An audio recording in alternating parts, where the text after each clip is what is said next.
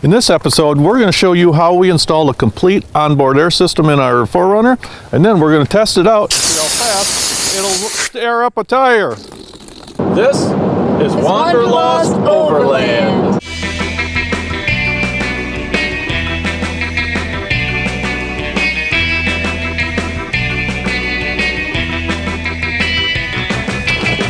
Where the heck are we? This can't be right. Now, we've been running a permanently mounted Viair compressor in our FJ Cruiser for quite some time now, and we are extremely happy with its performance and reliability. So much so that of course we wanted the same for our new 4Runner. The system in the FJ is just a compressor, dash mounted switch, and an air hose going out to the front bumper. Super simple.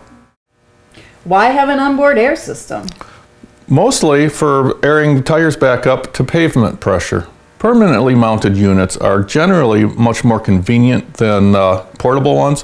There's no digging it out of the back, no getting under the hood, hooking wires up to the battery. We want to just flip a switch and have air. We don't have them yet, but if we do get air lockers, we'll have the air to power them. We could get one of those big train horns. There's a strong possibility that we'll either be making or buying a shower system. With this, we'll have plenty of air to pressurize the water tank. And with the addition of an air tank, we'll be able to use air tools, just in case we have to cut a smashed fender away from a tire. And let's be honest, there's the coolness factor. We went with Viair's complete medium duty air system, and it does in fact come complete with fasteners, screws, wire connectors, everything that's needed to install it. Now, unlike our FJ, we're going to be mounting the compressor in the back of our 4Runner, since any extra space under the hood is going to be taken up when we put in our secondary battery. We're going to be mounting it right here in this wheel well tray.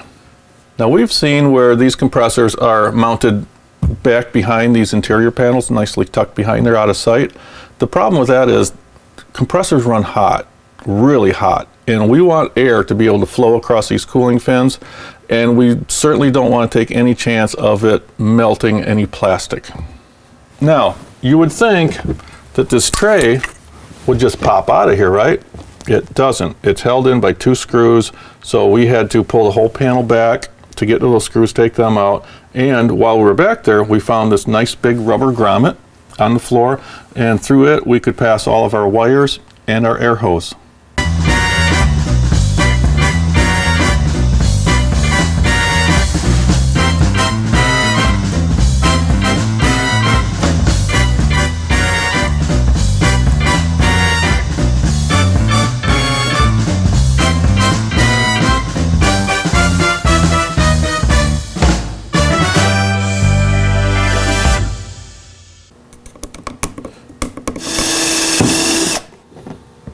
The mounts on the compressor have these nice vibration dampening rubber grommets. Now, to make sure that the compressor doesn't break or deform this plastic tray, we made a simple backing plate for the underside.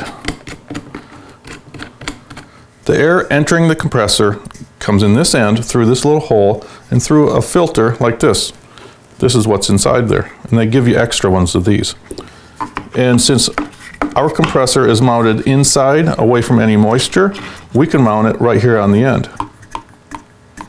Now, if this was mounted under the hood, like on our FJ, we'd run a hose from here through the firewall and have this mounted somewhere behind the dash.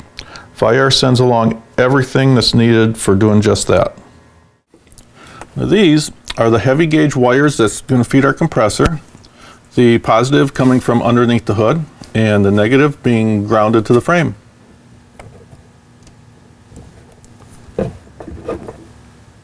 This bundle is going to go to our switch panel.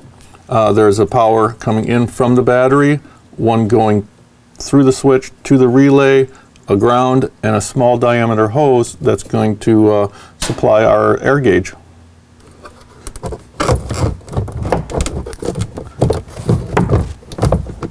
Compressed air comes out through the steel braided line, and at the end here is a check valve. This is very important to have. This keeps the compressed air in the tank from backing up into the compressor when it's not running. Now we have our air line and coupling exposed like this, just in case something should happen to our tank and it loses pressure. We can still air up our tires by just taking our air line and plugging in here and just using it through the compressor. The kit from Viair comes with a nice gauge and switch panel which can be mounted on the dash. But since ours is back here in a somewhat vulnerable spot, we decided to make our own. We used the gauge, but changed out the switch to a guarded toggle switch. That way it can't get turned on accidentally.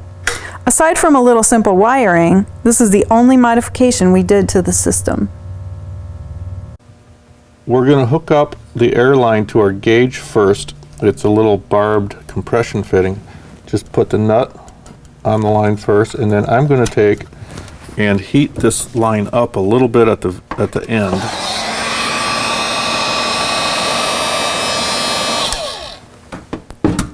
Heating it will make this plastic a little softer so it goes over that barb like that. Then just bring down the compression nut.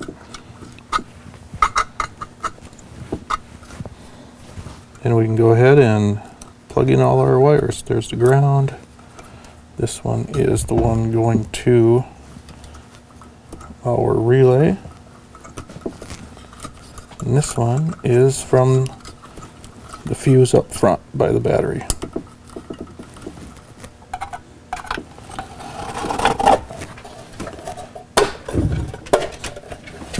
Now this storage panel from Orange Box Fabrications makes a perfect spot for mounting our switch box. Onto the tank. Mary's going to thread in all this stuff first. First the drain cock. When air is compressed, it can no longer hold moisture, so it condenses and literally rains in the tank. This little valve is here to drain that water out. A pressure release valve. If for some reason the pressure gets higher than what's safe, this will pop open and save the tank from exploding. That's a good thing to have. And this fitting is for attaching the little hose that goes up to our pressure gauge. And this is the control center.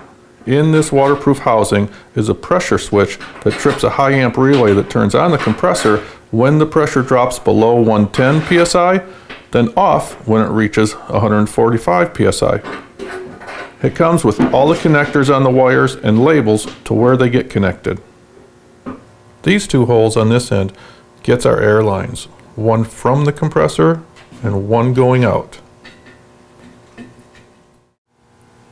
We found the best place for the tank is underneath where the spare is mounted. Our spare is going to eventually be mounted on our bumper swing out as soon as it gets built and shipped to us, probably in the next couple of weeks. Viair sends along some really nice rubber bushings to mount the tank. Unfortunately, we're not able to use them in this application.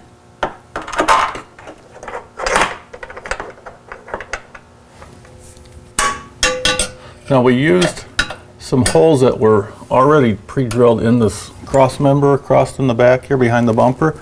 We did have to drill into the cargo area, but with some long bolts, it's going to work great.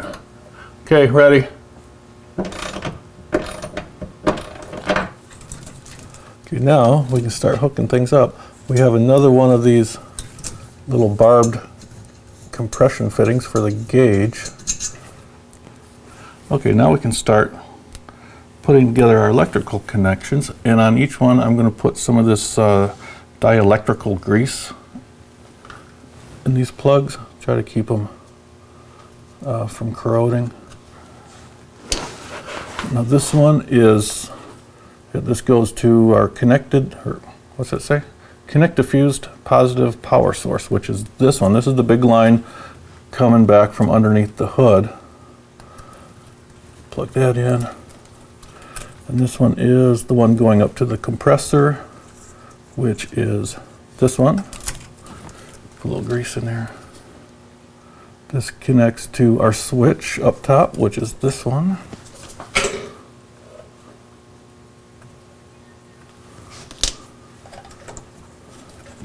And then this is the wire coming from up front under the hood that's going to trigger this is just the low amp that's going to trigger the relay through the switch.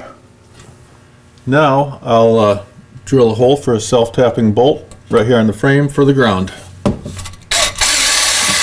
First I'm going to scrape off all this paint so it makes a good ground.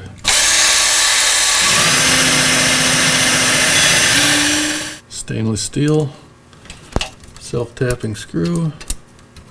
Put these 3 grounds in. One ground is from the relay, one is from the light in our gauge up top, and one ground is from the compressor.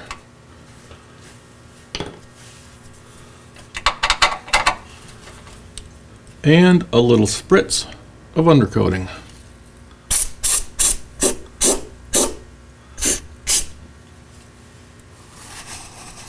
Then we can hook up the air lines. This one is coming from the compressor. And this one is going to go out to the rear bumper. We'll have it mounted on that once we get the bumper on. Okay, final steps, guys. We're going to tie our power into our relay and fuse panel underneath the hood here. For the compressor, we're running an 8-gauge wire out of this fuse box here. The reason why we're using such a heavy gauge is because of the high amps that the compressor draws, and because of the distance from here all the way to the back of the vehicle. You need a bigger wire to carry all that. For the power to our relay and our gauge light, we're tying in to just a fuse under here. That'll take care of that. So this is the fuse. We're just going to use a little 3-amp fuse for now for the relay switch and the gauge light.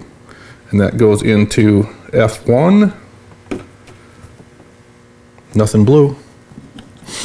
And then for the big one, we're using they send along a 30-amp fuse for the compressor. And that will go in here. That didn't blow either, so I think we're doing something right.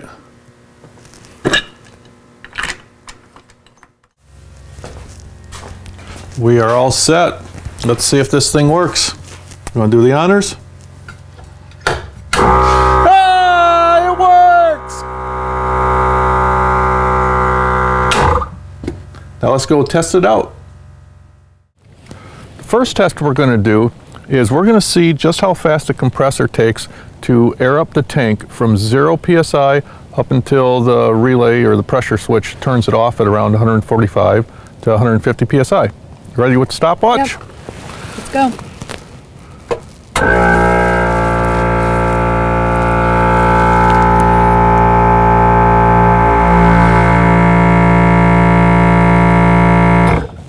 That's it. 3 minutes and 13 seconds. Woohoo! Okay, now we're going to see how fast it takes us to air up our tire from 15 psi up to 35 psi. We started with a full tank of air. All right, that was it. What was our time? 2 minutes, 11 seconds. For airing up one tire? That's not bad. All right, I'm really happy with this system. What you didn't see is we did test it out where we pumped up all 4 of our tires from 15 to 35, and it took in total about 17-18 minutes, which isn't bad at all. If this is your first time watching one of our videos and you'd like to see more, hit the subscribe button. And don't forget to ring the bell if you want to be notified.